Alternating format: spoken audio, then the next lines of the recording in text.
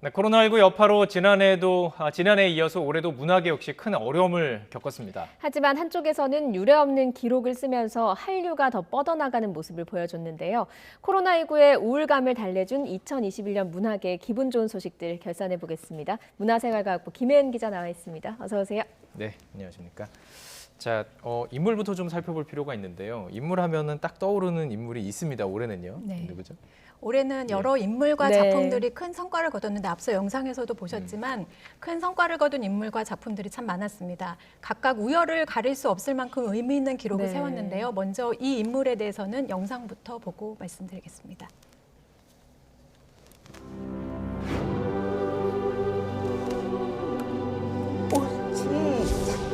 아이고, pretty boy. What a beautiful family.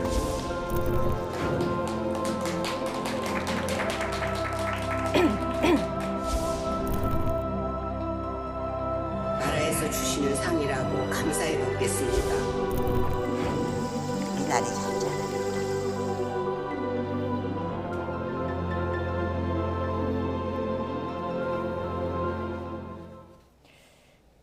올해 상반기였던 것 같은데 상당히 계속해서 화제가 됐던 인물이었잖아요. 윤여정 씨. 네, 맞습니다. 올 초 아카데미상에서 여우조연상을 네. 받으면서 큰 주목을 받았는데요. 윤여정 씨는 올해 초 해외에서 40개가 넘는 트로피를 받았습니다. 네. 특히 이 아카데미 여우조연상은 한국 영화 102년 역사상 처음 있는 일이어서 큰 주목을 받았는데요. 또 아시아인으로서도 그 일본 배우 우메키 마요시에 이어서 64년 만에 기록을 세웠습니다. 네.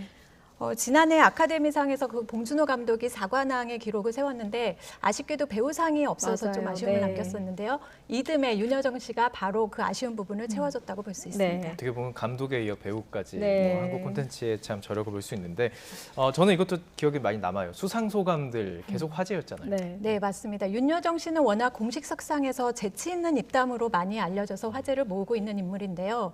이번 해외 시상식에서도 많은 수상 소감으로 화제를 나왔습니다. 먼저 그래픽 준비된 거 보시면 그 영국 아카데미 시상식에서 고상한 척하는 것으로 유명한 영국인들로부터 받은 상이라서 의미가 크다. 예. 이렇게 말하면서 문화 장벽에 대해서 재치 있게 다들 빵 터졌어요. 그렇습니다. 저는 처음에 들을 때 이래도 되나 하는데 굉장히 그 현지에서 좋아하더라고요. 네, 네. 근데 현지에선 반응이 매우 좋았고요. 네. 또 한국의 메릴 스트립이다 이런 질문에 대해서는 난 한국 사람이고 한국 배우 윤여정이다. 그리고 배우들끼리의 비교는 있을 수 없다. 이렇게 선을 그었습니다. 네. 외신들도 이 윤여정 배우의 수상 소감에 대해서 시청자들이 매우 즐거워하고 또 그 화제를 낳고 있다면서 특히 영국 아카데미 수상 소감에 대해서는 외신들도 올 시즌 최고의 수상 소감이다 이런 네. 극찬을 내놓기도 했는데요. 오스카상을 받은 뒤 열린 기자회견에서도 이런 입담에 대한 질문들이 나왔는데 이에 대해 윤여정 씨가 어떻게 말했는지 직접 한번 들어보시겠습니다.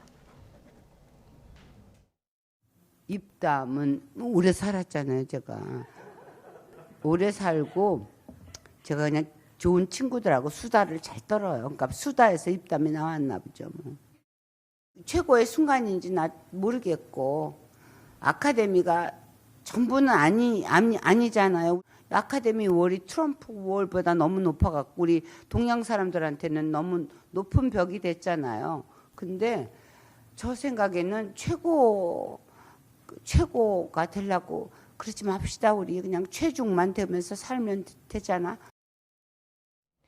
그 새해를 앞두고 들으니까 네. 다음 해의 목표로 삼아야겠다라는 생각이 드는 최고 말고 최중되면서 살자라는 명언이네요, 말 그대로. 네, 그렇습니다. 그때 이제 동양인에게는 아카데미 시상식의 벽이 너무 높다는 네. 말을 이렇게 표현을 했는데요. 그래서 외신 기자들 사이에서도 이게 큰 화제를 낳기도 했습니다. 또 외신 기자들이 동양인의 인종차별에 대해서 질문도 했었는데 이에 대해서 뭐 사람을 인종으로 나누는 것은 옳지 않다. 무지개색처럼 예쁘게 만들어가야 한다. 이런 네. 말로 또 화제를 낳기도 했습니다. 네. 참 돌아보니 정말 주옥 같은 네. 말들이 많았습니다. 그렇습니다. 자, 뭐 지금 봉준호 감독에 이어서 오스카상 수상은 정말 기분 좋았던 소식이었고요. 뭐 다음 짚어볼 문학의 인물 뭐 또 나올 것 같은데요. 그룹이죠. 네. 네. 이 그룹은 이들의 기록이 어디까지 이어질지 네. 가장 궁금한 네. 그룹 중에 하나인데요. 바로 방탄소년단 BTS입니다. 먼저 영상으로 한번 짚어보겠습니다.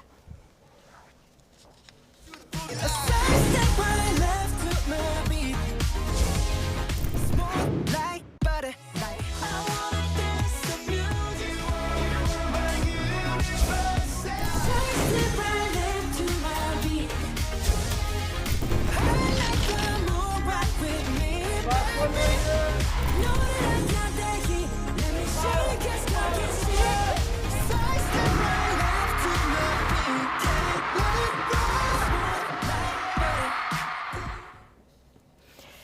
올해도 참 이 방탄소년단의 기록들을 저희도 전하기에 바빴는데 내년에도 좀 기대가 되잖아요. 지금. 네, 그렇습니다. 상당히 기록을 많이 세웠어요, 올해. 네. 기록소년단이라는 네. 별명이 참 잘 어울리는 그룹이다라고 말할 수 있는데요.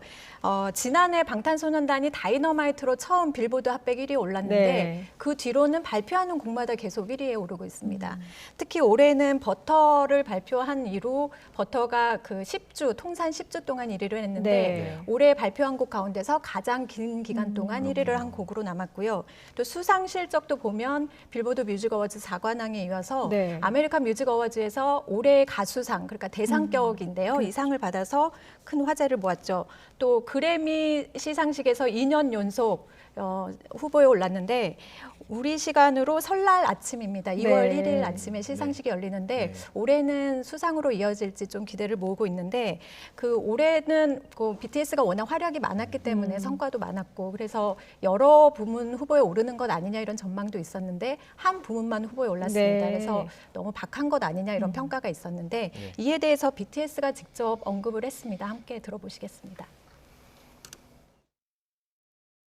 As an artist, started out in Korea, the limitations of our identity, language, genre, and the invisible walls, we felt like they truly existed. 뛰어넘을 장벽이 있다는 거, 그리고 앞으로 좀 도전할 수 있다는 거에 아직도 이제 감사하게 생각을 하고 있고 뛰어넘을 수 있으면 좋겠네요. 참 영어로 잘하네요. 예, 진짜. 김현 기자 뭐 직접 그 공연도 다녀왔는데 뭐 사석에서 뭐 분위기도 물어보고 했습니다. 네. 어땠는지도 좀 전해주시죠. 예. 네, 정말 많은 어마어마한 인파가 몰렸는데요. 네. 미국 로스앤젤레스 소파이 스타디움에서 2년 만에 대면 공연을 열었습니다. 하루에 5만 명 넘게 다녀갔고 총 4일 동안 진행했기 때문에 21만 명 넘게 다녀갔는데요. 이 소파이 스타디움 측에서 공식적으로 발표한 바에 따르면 이렇게 나흘 연속 한 그룹이 매진을 기록한 것은 처음이고 네. 또 21만 명이라는 그 관객 수도 역대 최다다라고 이렇게 말을 했습니다. BTS는 내년 3월 한국에서 공연을 열겠다 이렇게 발표를 했는데요. 일단 코로나 상황을 지켜봐야 하기는 하는데 만일 열리게 된다면 지난 2019년 10월에 열렸으니까 2년 반 만에 국내에서 대면 공연을 열게 되는 것입니다. 예. 팩트만 정리해 주셨는데 공연 가보니까 개인적인 소감 어땠습니까? 아, 너무 훌륭했습니다. 자랑스러웠습니다. 네. K 배우, K-팝 스타, 그리고 K 드라마도 올해 정말 그렇습니다. 대단했습니다. 바로 네. 오징어 게임이 주인공 아닙니까? 네. 네. 이 오징어 게임이 지난 9월 17일에 전 세계에 동시 공개가 됐는데 어마어마한 기록들을 네. 낳았죠. 자, 그래픽으로 준비를 했는데요. 그 9월 17일 공개한 지 일주일 만에 46일 연속 세계 1위에 올랐습니다. 또 인도 시장도 뚫었는데 이게 주목할 만한 점이 인도 시장은 워낙 영화 산업이 견고하기 때문에 발리우드라고도 불리는데요. 네. 이곳에서도 1위를 차지했고 네. 또 공개 한 달 만에 시청 가구 1억 4,200만 네. 가구가 시청을 했습니다. 역대 1위고요. 기존의 같은 경우는 8,600만 가구가 시청을 했는데 이를 가뿐히 뛰어넘은 것이죠. 네. 예. 또 오늘도 보면은 지금 현재 7위에 오르고 있고요. 넷플릭스 공식 주간 차트로 보면은 4위, 또 공개 이후 15주 내내 5위를 차지하고 있습니다. 예.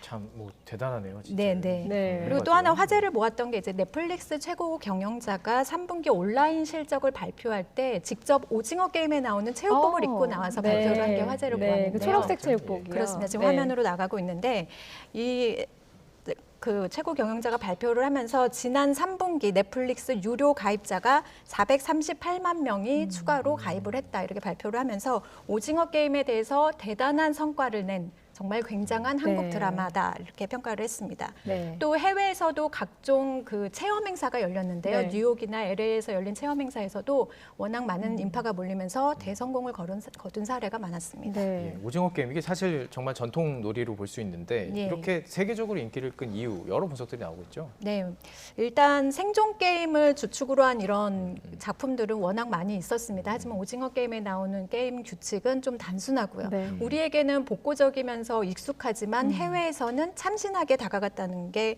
주요 요인으로 분석이 되고요. 또 일확천금의 꿈을 중심으로 펼쳐지는 어떤 이 빈부격차라는 메시지가 세계에서 공통적으로 겪고 있는 주제이기 때문에 예. 또 쉽게 다가갈 수 있었다 이런 지적도 나오고 있습니다. 예. 또 가장 크게 주목할 만한 점이 바로 패러디 부분인데요. 재밌는 게 지금, 많았죠. 네, 화면에서 패러디 영상들이 나오고 있는데 그 독특한 무대 미술이나 복장 그리고 게임 등을 따라할 수 있는 여지가 많아서 특히 모바일 문화에 익숙한 이 MZ 세대들이 이런 패러디 영상을 많이 만들면서 입소문을 타고 더 많이 흥행한 것 아니냐 이런 분석들이 나오고 있습니다. 예. 뭐 오징어 게임 워낙에 인기가 많았고 그러다 보니까 역시 여러 가지 수상 행렬을 이어가고 있잖아요. 지금 네. 어디 지금 거론이 되고 있습니까? 네, 지금 받은 상을 보면 고담 어워즈를 비롯해서 몇 가지 수상 소식을 전해왔는데요. 이제 앞으로 굵직한 그 시상식에서 후보에 올라 있습니다. 먼저 지금 화면에서 보시는 것처럼 제79회 골든글로브 후보에 올라 있는데요. TV 드라마 작품상을 포함해서 이정재 씨는 나무조연상, 또 네. 배우 오영수 씨는 나무조연상 이렇게 깜부 3개 할아버지. 부문에 올랐습니다. 네. 그렇습니다. 네. 그리고 이 시상식은 이제 미국 현지 시각으로 다음 달 1월 9일 날 시상식이 열리는데요. 영화와 TV를 아울러서 시상하기 때문에 영화계에서는 아카데미 시상식의 전초전이다라고 평가하는 그런 상입니다. 예.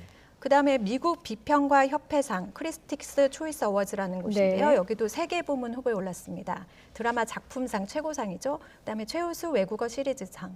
또 이정재 씨는 여기서도 나무조연상 후보에 올랐습니다. 이외에도 그 세그라고 불리는 미국 배우 조합상, 또 작가 조합상 후보도 기대할 만하고요. 또 방송계의 아카데미로 불리는 에미상 9월 달에 열리는데 여기에도 거론이 되고 있습니다. 예. 황동혁 감독이 시즌 2를 넘어서 시즌 3까지 얘기를 했기 때문에 네. 내년에도 오징어 게임의 열풍이 이어질 것으로 보입니다. 네. 예, 시즌 2, 3까지 나오면 네. 상당히 뭐 말씀하신 것처럼 네. 열풍이 이어질 네. 것으로 보이는데 오징어 게임 말고도 계속 있었어요. 어떤 것들이 그렇습니다. 있었죠? 예. 오징어 게임이 나온 뒤에 나온 작품이 연상호 감독의 지옥이라는 지옥. 작품인데요. 이 지옥도 1위에 올랐습니다. 예. 또 스위트홈이나 갯마을 차차차 등 여러 가지 그 우리 한국 작품이 10위권 안에 든 작품들이 많았는데요. 지난주에 공개된 고요의 바다라는 작품 역시 현재 세계 3위까지 예. 올라 있는 상황입니다. 예. 이렇게 그 한국 드라마가 인기를 끄는 건 아무래도 이런 실력파 영화 감독들이 대거 OTT에 진출하면서 드라마에 뛰어들었기 때문인데요. 특히나 안 그래도 강세이던 OTT 시장에서 이런 그 한국 드라마 실력파 영화 감독들이 가면서 이런 현상에 더 불을 지핀 것 아니냐 이런 분석이 나오고 있습니다. 네.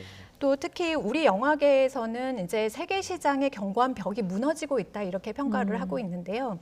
그 기존의 자막이나 문화 장벽 때문에 진출할 수 없었던 세계 시장이 OTT를 중심으로 해서 이번 기회로 더 많은 우리의 양질의 콘텐츠가 벽을 뛰어넘어서 사랑받고 있다 이렇게 예. 분석을 하고 있습니다. 그 요즘 워낙 이렇게 한류 컨텐츠가 인기가 많다 보니까 뭐 외국 드라마를 보거나 할 때 갑자기 뭐 BTS 노래를 부른다거나 맞아요. 뭐 이렇게 해서 깜짝깜짝 놀랄 때가 있거든요. 네, 그런 네. 경우가 상당히 많다고 그렇습니다. 하더라고요.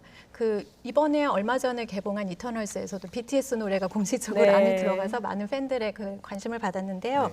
이런 작품 말고도 실제로 그 해외 아티스트들이 우리의 그 뭐 BTS뿐만 아니라 네. 여러 가지 한글이라든지 이런 우리 문화를 차용한 경우가 많습니다. 지금 화면으로 나오고 있는 게 콜드플레이가 9월 달에 발표한 뮤직비디오인데요. 네. 하이어 파워라는 뮤직비디오고 네. 여기 자세히 보시면 배경이 모두 한국입니다. 네. 그리고 저기에서 춤을 추는 댄스 그룹이 앰비규어스 댄스 컴퍼니라고 예. 지난해 범 네, 내려온다로 범 내려온다. 선풍적인 인기를 네. 끌었던 한국의 무용 그룹입니다. 네. 그래서 이렇게 콜드플레이가 직접 협업을 요청해 와서 이런 뮤직비디오가 성사가 됐고요. 네. 또 베트남에서도 워낙 한류가 강세입니다. 네. 비에다텐이라는 가수는 안녕이라는 곡을 냈는데요. 우리말의 안녕, 그거를 그대로 발음을 해서 안녕이라는 곡을 냈고 이 후렴구에도 보면 계속적으로 안녕이라는 말이 나오고요.